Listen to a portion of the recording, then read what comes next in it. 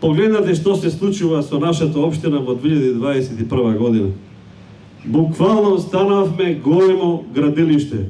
Откако ги вративме долговите и финансиски се стабилизиравме, за прв пат од постојањето на општина Градско имаме проширување на нашиот буџет.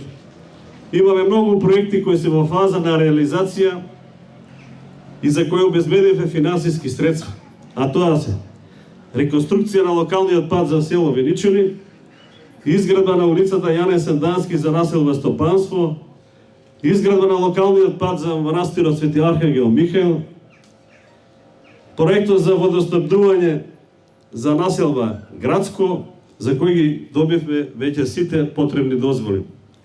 И проектот за меѓуопштински превоз со општина Велес, за кој треба да го распишеме јавниот повик.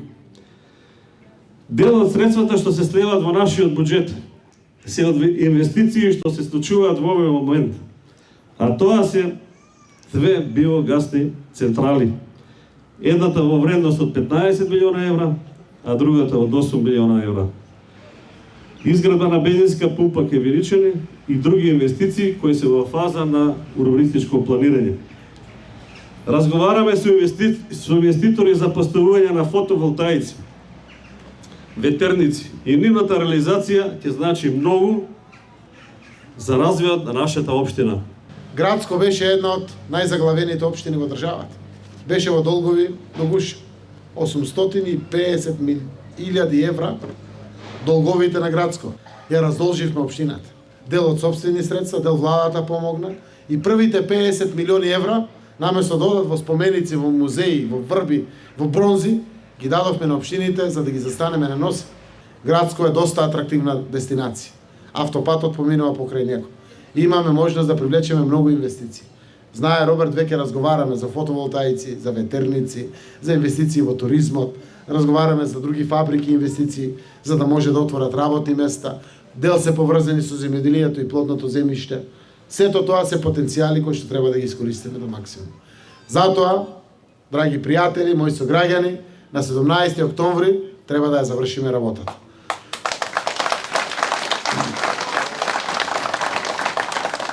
Имаме две опции за градоначалник и три опции за советници.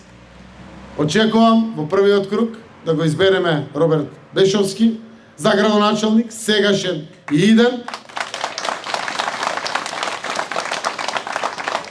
И очекувам исто така да имаме мнозинство во советот, затоа што тоа е важно за да може градоначалникот успешно да ги спроведува проектите со централната власт. Јас верувам по делот на кандидатите споредбата, по делот на програмата која што сме понудиле, по делот на тоа кои сме, што сме, дека тоа ќе се случи. Затоа ве поканувам, ве повикувам да гласаме за бројот 12. Тоа е најдоброто кој што може за општина Градско да се избере и да се радуваме на нови заеднички успети сите. Да сме живи и здрави, да живее Градско!